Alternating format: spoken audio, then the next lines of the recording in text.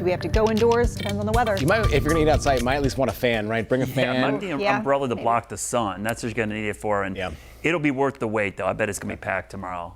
Best hamburger in Charlotte, definitely. Right, definitely up there, one of my top ones.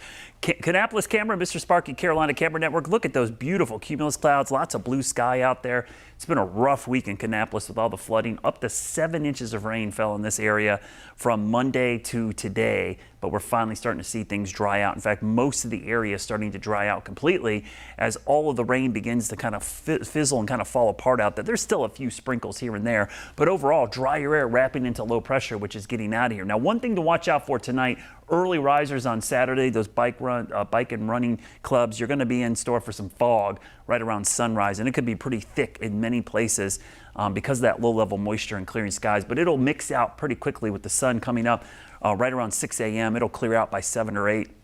Should see better conditions. Big match day tomorrow as Charlotte FC takes on Montreal in Uptown. We're going to see temperatures in the low 80s for tailgating, maybe mid 80s, just a stray thunderstorm chance. Probably going to want some clouds, especially if you're sitting on the north side of the stadium because that sun is intense early on. Again, that first kick there around 7:30 should be a great night in Uptown. That low pressure moves away.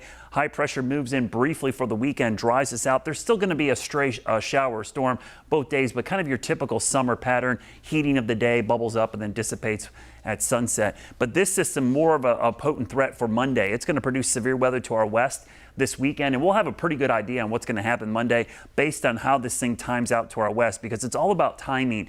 If it arrives during the peak heating of the day, we're going to be dealing with at least a low-end risk for severe storms. Could go up or down based on the timing. So stay tuned for subsequent forecast updates because it looks like there is going to be a boatload. I mean, moderate to high levels of thunderstorm fuel. That's the heat and humidity. If the front is arriving at this peak time, we're going to have some big-time storms. If it moves earlier or later, might be less of a risk, but that's certainly the highest rain chance over the next 7 days. That's going to be on Monday afternoon into the evening. Something else to watch out for this weekend, mosquito meter. It's off the charts. We've got a lot of mosquito activity right now. The hot, humid weather this weekend plus all the recent rains, mosquitoes love it. So make sure you've got the bug spray, and the UV index is going to be high this weekend. So sunscreen and bug spray, what you need for your outdoor activities. In the tropics, Brett's way down there, no issue.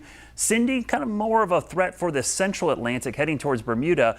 Right now, we're not concerned about this system either. It's going to be weak and recurving from the U.S., but based on how close it is, there could be some swells and rip currents, so something to watch out for if you're going to the coast next week. This weekend, though, enjoy this. We deserve it after the week we've had. Temperatures in the mid-80s tomorrow, just a 20% chance.